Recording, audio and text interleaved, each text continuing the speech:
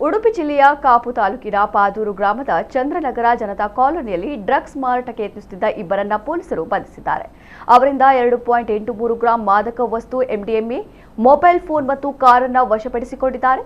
ಕಾಪು ತಾಲೂಕು ಬೆಳಪು ಗ್ರಾಮದ ದರ್ಗಾ ಬಳಿಯ ನಿವಾಸಿ 66 ವರ್ಷದ ಜಾಹಿರ್ ಅಹಮದ್ ಮತ್ತು ಸ್ಟಡಿ ಸರ್ಕಲ್ ನಿವಾಸಿ 28 ವರ್ಷದ ಸೈಯದ್ ಶಮೀಮ್ ಬಂಧಿತ ಆರೋಪಿಗಳು. ಮಾದಕ ವಸ್ತುವನ್ನು ಅಕ್ರಮವಾಗಿ ವಶದಲ್ಲಿರಿಸಿಕೊಂಡು ಚಂದ್ರನಗರ ಜನತಾ ಕಾಲೋನಿಗೆ ಇಬ್ಬರು ಬರುತ್ತಿದ್ದಾರೆ ಎಂಬ ಮಾಹಿತಿ ಮೇರೆಗೆ ಶಿರ್ವಾ ಠಾಣೆಯ ಪೊಲೀಸರು ಸ್ಥಳಕ್ಕೆ ತೆರಳಿ ರಸ್ತೆ ಬದಿ ನಿಂತಿದ್ದ ಕಾರೊಂದನ್ನು ಪರಿಶೀಲನೆ ಮಾಡಿದಾಗ ಅಲ್ಲಿ ಎಂಡಿಎಂಎ ಪತ್ತೆಯಾಗಿದೆ. ಬಳಿಕ ಕಾರಿನ ಒಳಗಡೆ ಇದ್ದ ಇಬ್ಬರನ್ನ ಪೊಲೀಸರು ವಶಕ್ಕೆ ಪಡೆದರು.